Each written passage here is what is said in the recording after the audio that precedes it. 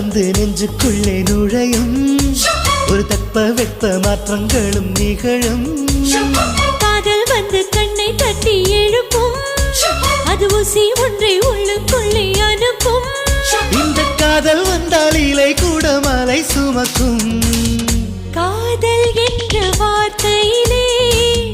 ஒன்றாய் சேர்ந்து நாம் தொலைவோம் காதல் என்ற காற்றினிலே தூசி போல நாம் அலைவோம் நெஞ்சம் ஒரு முறை நீ என்றது கண்கள் மறுமுறை பார் என்றது ரெண்டு கரங்களும் சேரென்றது உள்ளம் உனக்கு தான் என்றது சத்தம் இன்றி உதடுகளோ